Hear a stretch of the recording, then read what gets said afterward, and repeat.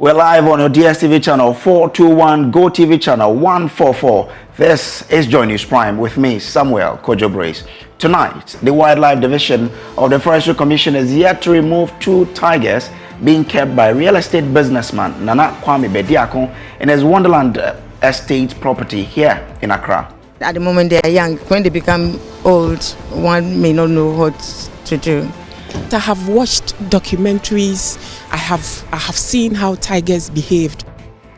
We have latest on this as the Wildlife Division of the Forestry Commission have been to the estate and say that the tigers don't pose danger to the resident. Now, also in the bulletin, the abortion remains one of the leading causes of maternal death across the Bono East region and the country at large. The Bono East Regional Health Directorate is looking for some answers. Abortion is one of the major causes of maternal mortality. And for our region, last year we recorded for the mothers who died, 5% of them were from unsafe abortion. Now, Ghana produces over 1.1 million tons of plastic garbage per year, with only about 5% of that being collected for recycling. As a result, plastics have become a major threat to the environment, and the government is struggling to deal with it. But tonight, we'll tell you why you need to opt for leaves when buying your favorite wache. I chose the leaf because I learned it's much more healthier than the rubber. Rubbers generate lots of waste, but the leaves decomposes in no time.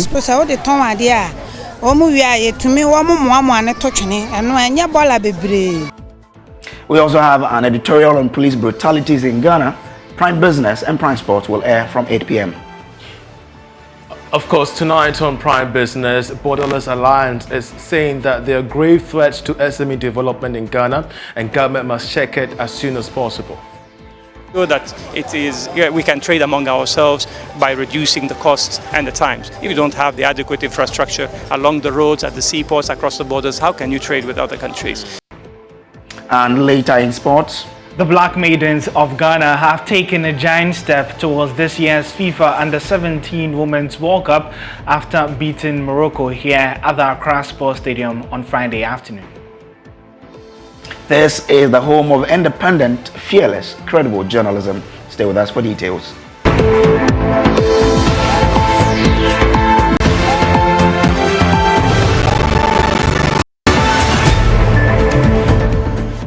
Now, the Wildlife Division of the Forestry Commission is yet to remove 2 tigers being kept by real estate businessman Nana Kwame Bediako in his Wonderworld estate property here in Accra. The presence of the tigers have triggered uneasy calm around the area as residents raise fear for their lives.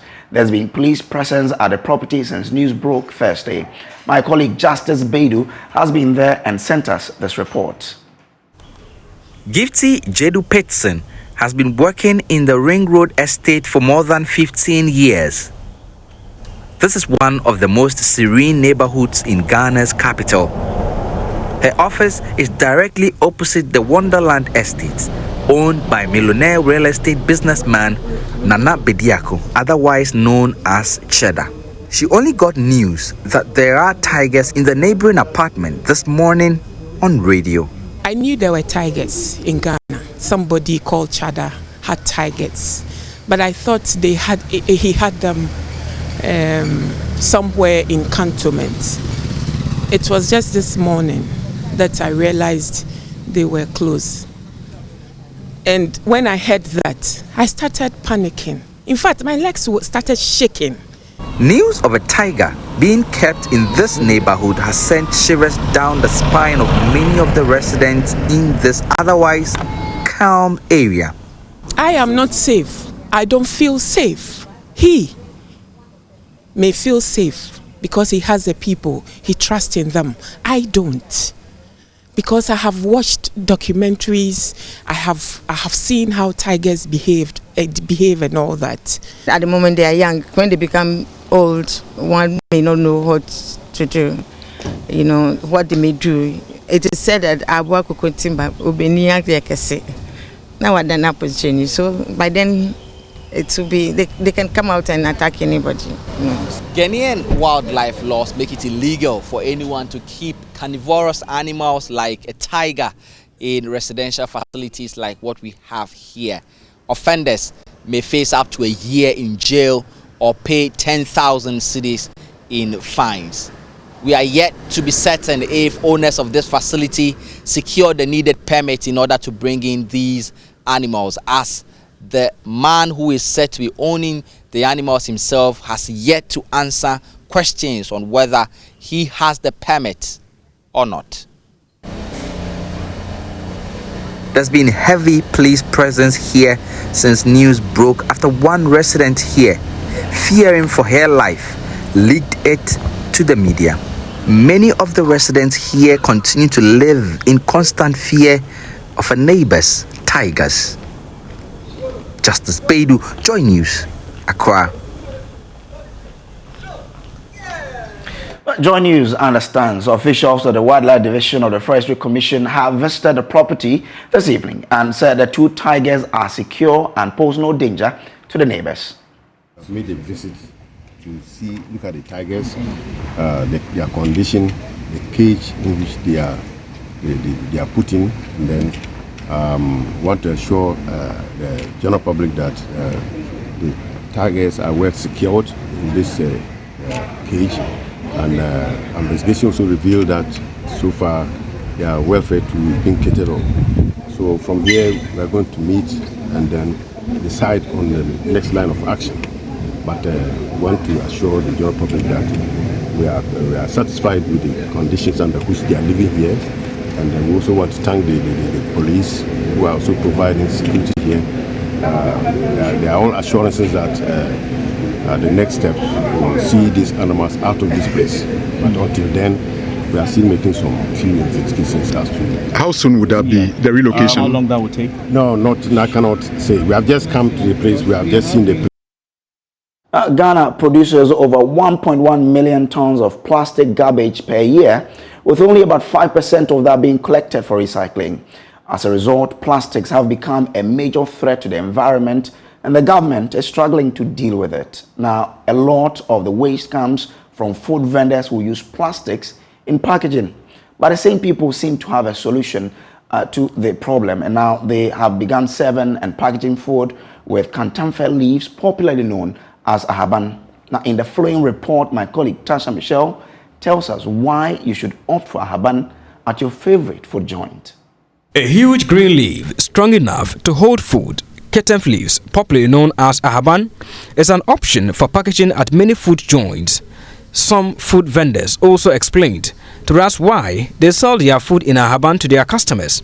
They prefer the leaf over the rubber. They say the leaf is very medicinal than the rubber. That's why they like the leaves more than the rubber. With the leaf too, the food you can put the food down overnight. Okay, obisa or rubber. Some prefer rubber, but most of them prefer the leaves.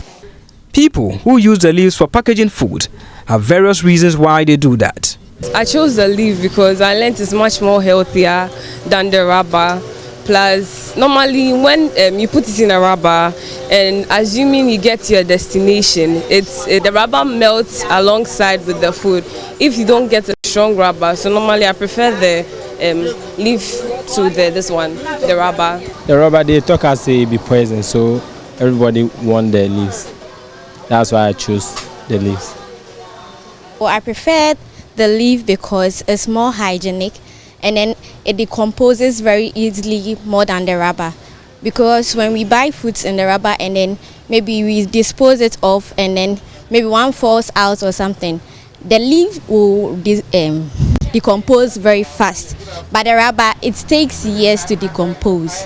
During Joy News' visit to the Agbogboloshe market in Accra, some traders of ahaban encouraged the use of the leaves, and they had other suggestions. Rabbers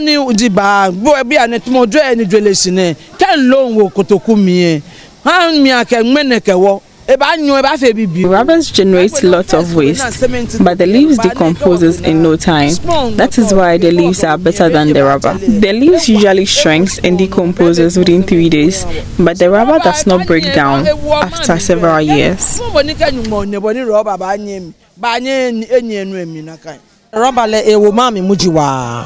Ne sani rubber ne abai di kura abai di rubber kura na use ba ne. Ka ba mo nyoka fio no fia no first say ba ne yo. No ni wo ka fio no fia no ka graphic. The use of rubber needs to be banned in this country because it's making our environment dirty. Rubber do not decompose, but the wache leaves does. It rained recently and this place got flooded because of the rubbers in the gutters, so it must be banned. Ona ba kome ne ke yemi ona e wo rubber le bo fia boni jesani agie kura ka je wo gbe no kura aba no ye didi so a ye kama fe se me se tetifo no fe se no so na nanka wo mudidi ahaba ne de se wo didi so a ye kama chen rubber eno so se wo de ton ade a wo mu wi a ye tumi wo mu moamo ane to twene eno anya bola bebre se ne ma rubber se no ye bola no nti ahaba ne de me fe se no de ye kama nti eno na ye didi so a ye. Let's help to kick plastics out of the country.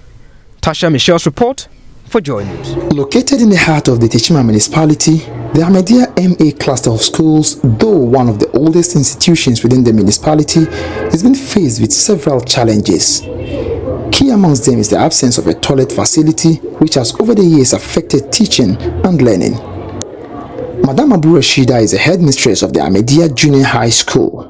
Lack of toilet facilities is affecting academic work greatly because when we come to school, children have to ask for permission to go to toilets because we don't have toilet facilities. Some go and they don't return, so it helps to breed about truancy. And teachers also, when they come and they don't have, they will have to ask for permission to go far away to attend nature school. And some, not all teachers are good, so you may have recalcitrant teachers also among who may also go and will not return in time, all because in the name of going to look for a place to ease themselves. So we need toilet facilities in the school. This structure here, supposedly part of a contract to provide a school with classroom facilities, has been abandoned since the year 2010. She says this would have eased the school's woes but had been left to rot by the contractor. We have another abandoned toilet behind me, which was started in 2010. It is part of a story building, as you can see behind you, but it has been abandoned by the contractor for best reasons known to him. The absence of a fence wall is also one of the challenges compounding to the school's hardships, with members of the public evading the school premises, thereby tampering with academic activities. We also need a fence, because if we have a fence around the school, I think the community evasion will reduce. The JSSA had a toilet facility also attached to a building built for the school, but because of the evasion, now we can't use the toilets. To make matters worse, one of the school's junior high school blocks was razed by fire in February this year, and the pupils are being forced to study under this pavilion. Ahmadiyya JHSB was set ablaze in recent times, and the children are lacking accommodation. They are being accommodated in the temporary building as at now. Realizing the difficulties being faced by the school, the 1992 batch of the school donated 60 bags of cement to the school to help kickstart the fencing project of the school. Ikili Yaya is a member of the group. We had a few cements to donate to our alma mater. The school has done a lot for us, and we cannot compensate you. So the group met and we decided to donate these 60 bags of cement to the school to help the school in different ways. And we hope that next year, God willing, we are going to do more than this one. Regional HR representing the regional office of the Ahmadiyya unit, Amonu Moni, was full of gratitude to the team for the donation and appealed to benevolent groups to come to the aid of the school with more support. We are here to thank you very much for the wonderful things that you have done. Whatever manager sent me to come and then say to you, administered by Madam, we plead that others will also come on board to come and then help us. What we need most is place of convenience. We are thankful that this thing, cement had come. Reporting for Joy News, Anas Sabit, Techiman. So sorry for that technical hitch, but that story or report was in relation to the fact that pupils at the Ahmadiyya cluster of schools in the Techiman municipality miss valuable class hours due to the unavailability of toilet facilities in the school. Now, because of this, the over 1,200 pupils of the school on daily basis spend hours outside the school just to access public toilet facilities. Now, headmistress of the school, Abu Rashida, has disclosed to Joy News that a toilet facility which was abandoned by a contractor in the year 2010 and the absence of a fence wall is breeding truancy amongst pupils of the school. Now, moving on to other stories. Bono, with unsafe abortion remaining one of the leading causes of maternal death across the Bono East region and the country at large, the Bono East Regional Health Directorate held a stakeholder meeting aimed at creating a platform for harnessing the opinions of stakeholders towards finding lasting interventions to abortion-related death and challenges across the region. Anas Sabet has more in the following report. In Ghana, abortion is highly stigmatized despite relatively liberal laws, and unsafe abortion remain a leading cause of preventable maternal deaths, with statistics indicating that between 4.7 to 13.2% of maternal deaths attributed to unsafe abortion. Dr. Paulina Clara Apia is the Deputy Director in charge of Public Health at the Bono East Regional Health Directorate. She shared with Joy News the regional statistics in terms of unsafe abortion. We know that abortion is one of the major causes of maternal mortality. And for our region, last year we recorded for the mothers who died, 5% of them were from unsafe abortion. And I think it tallies with national and then even international figures. Internationally, it's about 4 to 13%. So for our region, if you are doing 5%, then it's quite high. To help address this worrying menace, the Regional Health Directorate, with support from partners, held a stakeholder meeting in Techiman to create a platform for harnessing the opinions of stakeholders towards finding lasting interventions to abortion-related deaths and its related challenges.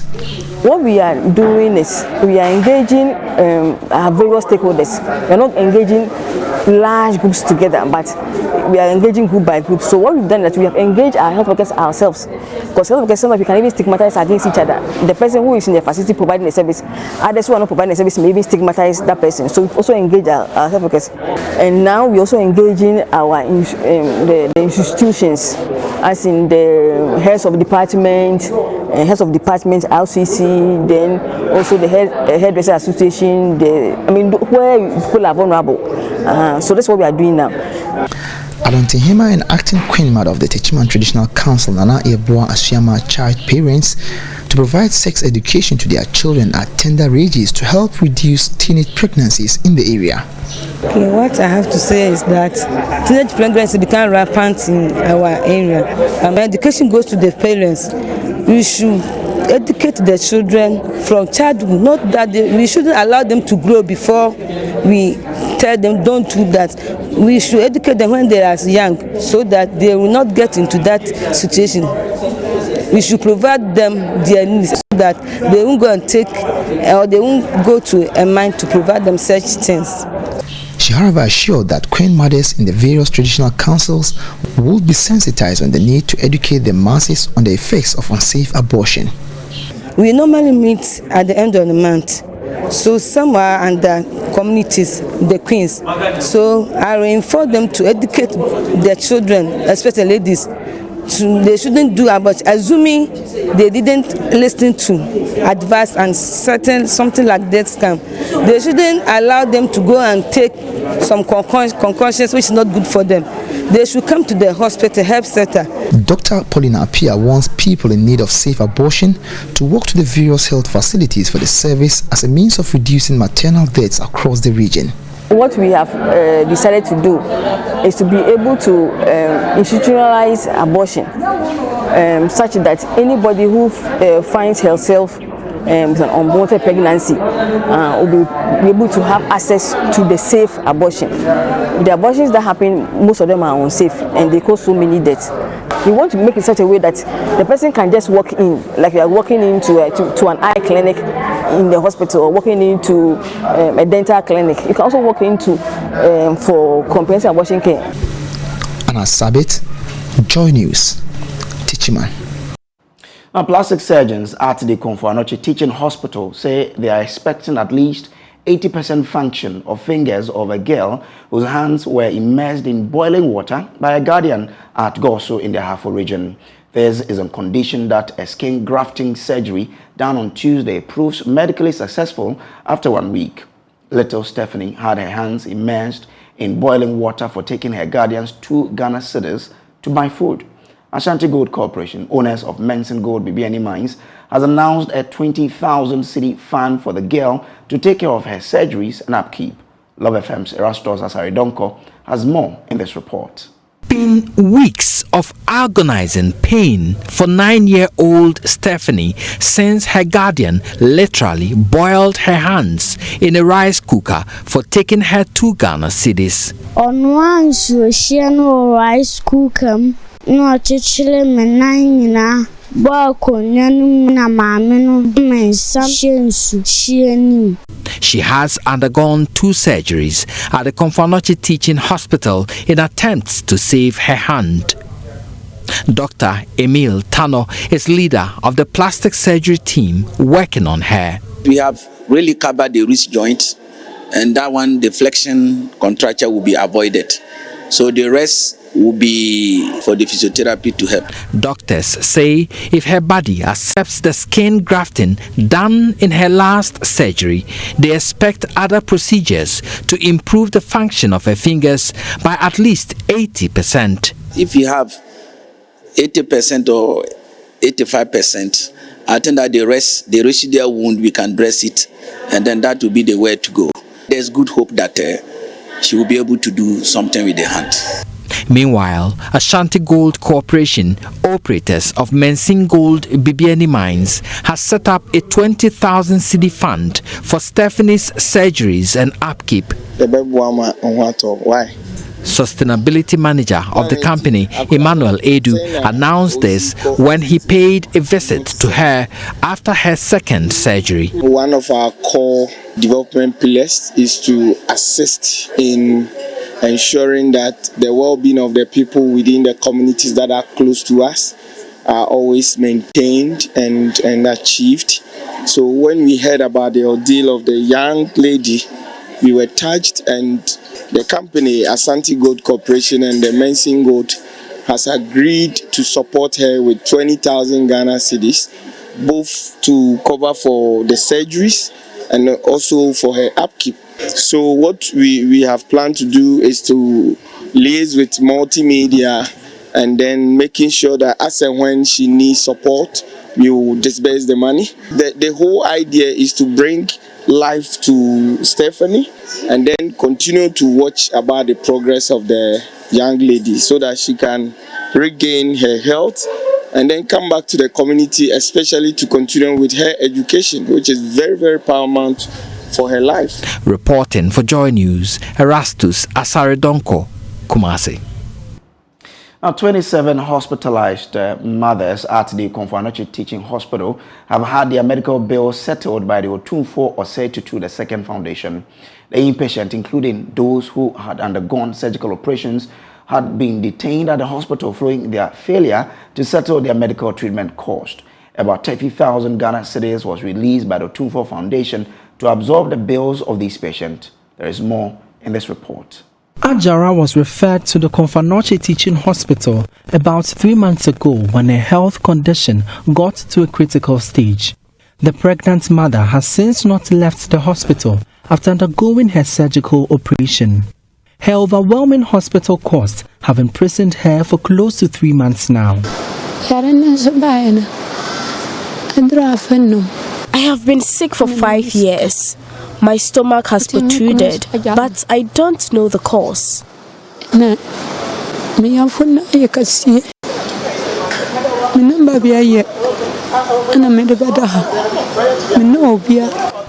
I came here for a surgical operation, but I don't have any money to pay for my expenses.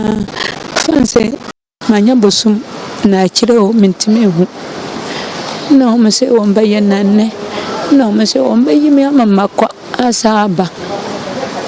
So in the Many patients like Ajara, detained at the hospital, had whooping debts to settle. Mercy, whose daughter had an anal complication, has also been at the hospital since the first quarter of the year.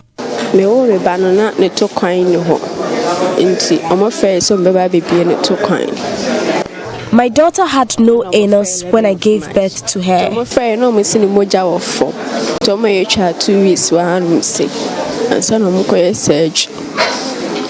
Ntomo surgery in 2 weeks time near share dilatation as a modern lady in be run to up a coin. Into a shas, you know. A month of April, ever caught a real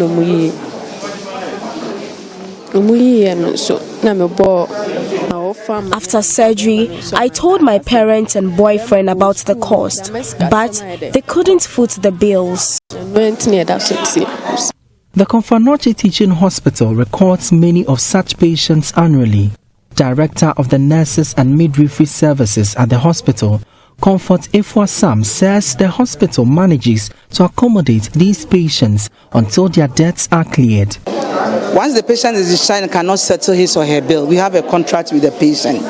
So we have to continue, the patient will continue to lie on our bed, we continue to feed them, we continue to dress their wound, everything, the care that we need to provide, we provide so the patient is discharged. In commemoration of the International Day of Families, the Otumfuo Foundation donated some items and a cash amount of 30,000 Ghana cedis to absorb the debts of some patients at the hospital's maternity and children's unit. Nana Efa Kobi Ampemprempe is the CEO for the Otumfuo Foundation. At the foundation, we align to the UN and its various goals and tenets. And we know that every May 15th is the International Day of Families. And for this year, our patron, Lady Julia Osei-Tutu, asks that we come to Konfanoche to aid mothers who have been detained because of their inability to settle their hospital bills. So came here to have discussions with the management. We got a number of these mothers, about 30 in number. We settled their hospital bills, which we did today. I know it's been processed, so most of them can go home. And we also brought them a gift from Her Royal Highness and an amount of money that they can go home with. For Joy News, Emmanuel Bright-Kweku reporting. Now, the Upper West Regional Minister, Dr. Hafiz bin Sali, has revealed that works on the Tumuhan-Lora Highway will commence next month to ease the discomfort and frustrations that passengers and drivers go through on the highway. He said works on the project will begin on June 8 and will be expected to be completed within 24 months. Dr. bin Sali disclosed this when the regent and royal family of Jirapa called on him at his office in Wa. Joy News' Upper West correspondent Rafiq Salam reports that the highway for close to 30 years has remained one of the broken promises of government over the years. All governments in the Fourth Republic since 1993 have made some promises to fix the Wahen-Tumu Highway. As a result of that, over the years, it has always been a permanent feature in the budget of all governments. The cruel reality, however, is that none has been able to carry through their promise and take it to the finish line. The over 170 kilometers highway is always awarded in piecemeal. Its execution has always been bedeviled with delay by the government in honoring certificates for work done by the contractor, and sometimes the contract abrogated due to change in government and later repackaged. Commuters who ply the route over the years always have been asking one question: when will this nemesis be over? Upper West Regional Minister Dr. Hafiz bin Sali, however, renewed their hope, though very few in the region for now will believe him at a meeting with the regent of Jiraba and the royal family of Jiraba revealed that work on the Tumuhen-Lora portion of the road will resume next month after a groundbreaking ceremony next week by Vice President Dr. Mahmoud Bawumia. And I'm happy to announce that on the 25th of May 2022, His Excellency the Vice President will be in the region to cut sword for the commencement of the construction of the Tumu-Hen-Lora Road. The commencement date of the project is 8th June 2022, and the work is expected to be completed within 24 months. I want to assure the people of this region that that road shall be tarred before we go into the 2024 general election. Dr. Binsali's disclosure is in response to a call made by the region of Jiriba, now Justice Dina, to ensure that Jiriba gets its fair share of development. I want to use this opportunity to assure the regent and his people that under my leadership, the Drapa traditional area shall get its fair share of development.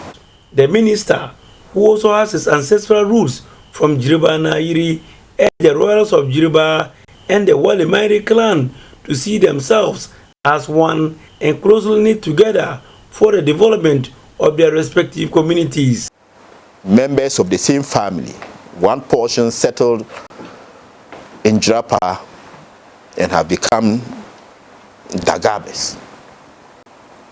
The other portion continue to Wa and have become Wales.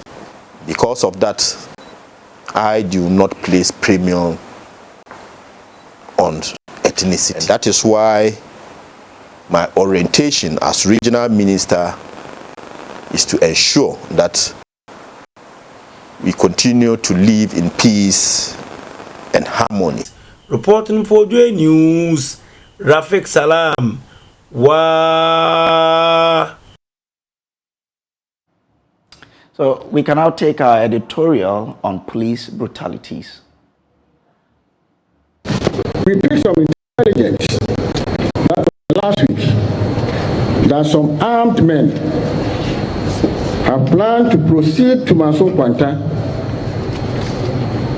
in the Amasia West district of the Ashanti region from Kumasi to attack passengers and mining sites. Our further intelligence gathered indicated that it was the same group that attacked a commercial sprinter bus and killed the police officer and wounded one other on Wednesday, 11 July 2018. 2 pump action guns and 1 AK assault rifle, 2 magazines, and 2 locally made pistols, 1 unregistered motorbike, and 4 mobile phones have been retained to assist investigation. They are there. Articulate, isn't he? Well, he's lying through his teeth. His name is DCOP Akwesi Mensah-Duku, and he used to be the Ashanti Regional Police Commander. Now, we understand he's retired now. Not fired, retired. I wonder if you remember the full story. In 2018, police in the Ashanti region shot and killed 7 young Zongo residents. The police quickly held a press conference claiming that the 7 youth had first fired at them. They displayed an arsenal of firearms and rounds of expended ammunition. But this was all a ruse, a big scam. Riots and agitation by the Zongo residents led to an investigation. Now, according to the committee that reviewed the shooting incident, the 7 young men did not exchange fire with the police. There was no proof to back the police's claim that they were armed robbers. It was all a fabrication. In plain terms, a lie. Now, the families of the 7 were eventually given 1.75 million cedis. This was supposed to be compensation for the killing of their loved ones by the police. In January the following year, President Nana Addo Dankwa Akufo-Addo announced and I quote, "Processes have been initiated that will result in the prosecution of any police person who is allegedly found to have acted outside the law." To this day, the 21 police officers who were interdicted in the death of the 7 Zongo youth have not been prosecuted, even though this was a specific recommendation by the committee. We may have been quiet about the issue, but we have not forgotten. The problem was not solved then, so naturally another one has emerged. In Nkranza, cops have killed another young man, Albert Donko.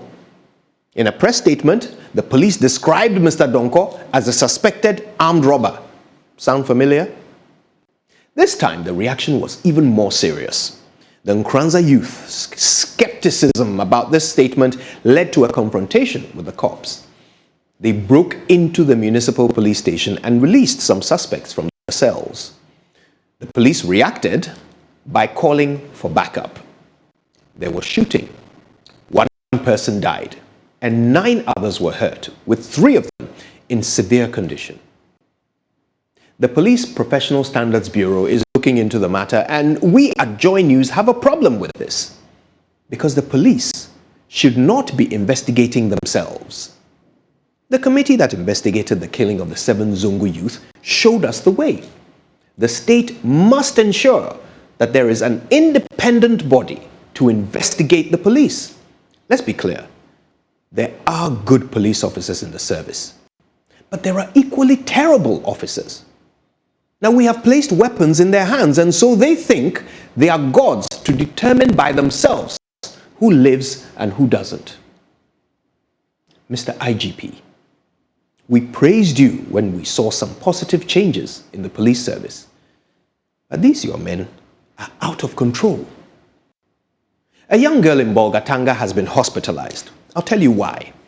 A bullet is lodged in her buttocks because your men shot at the motorbike she was riding pillion on when the rider refused to stop. Is it standard procedure to fire at people because they refuse to obey a police command? Mr. IGP, we at Joy News are not against the police. We love the police, but we are against brutalities. We call on the Interior Ministry to establish a fact-finding committee to investigate these cases. The investigation will not bring back the dead, but at least it might give their families justice. We'll take a quick break here. When we return, we have more news for you on Joy News Prime.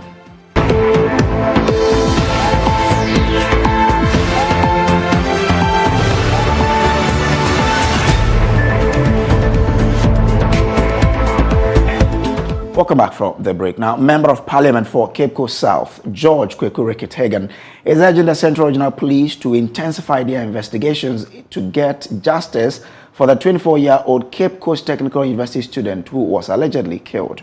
Nana McClark's body was found at Ola, a suburb of Cape Coast, with her private parts missing. Following that, her boyfriend has been arrested and remanded in police custody to aid in investigations, while the police are hunting for a second suspect. Speaking in an interview with Joy News, Mr. Rickett-Hagan says they are relying on the assurance of the police. He further stated that he, on his part, will team up with other stakeholders to ensure that CCTV cameras and street lights are installed on that stretch to improve visibility. Richard Kojo has more in the following report. The body of the level 300 student of the Cape Coast Technical University was found at Ola, a suburb of Cape Coast. His private parts were missing, and thus heightened the fears of residents.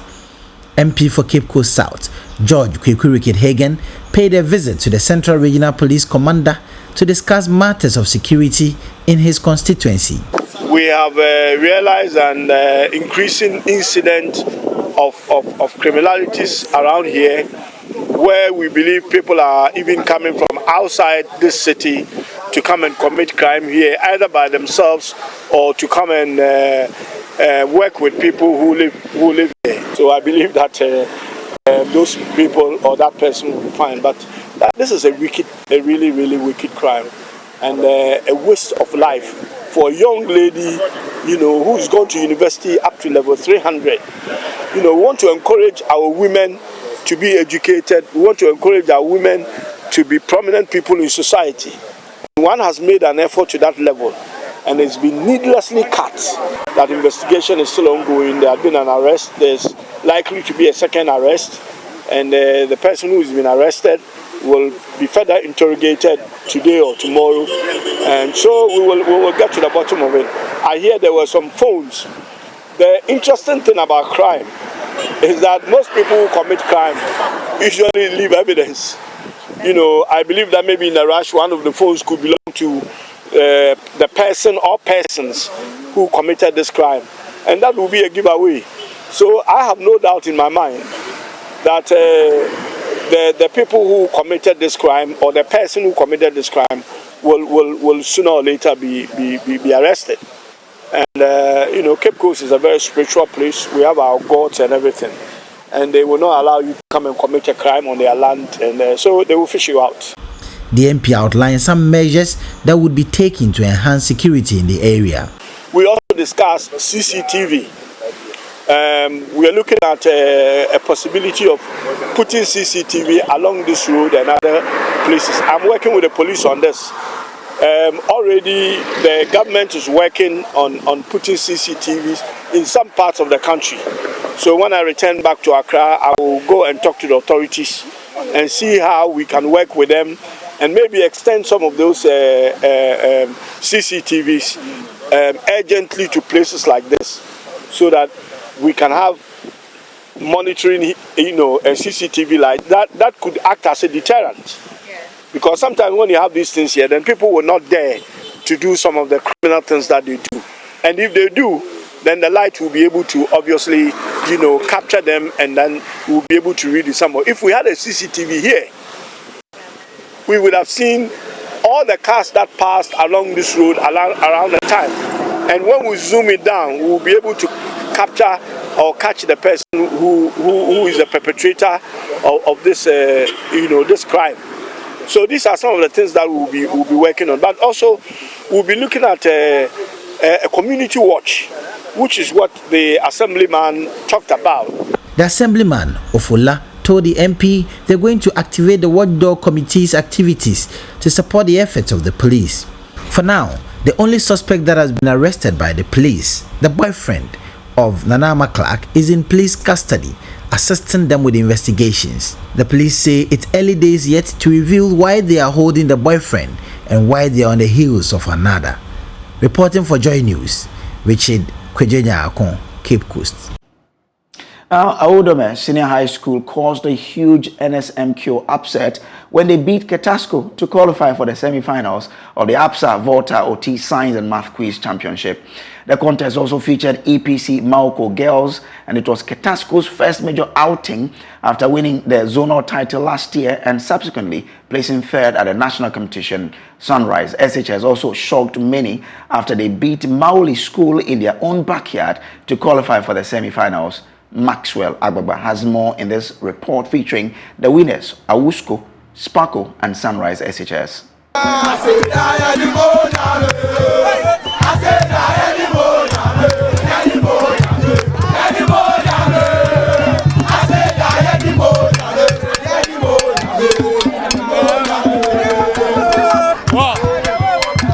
This is a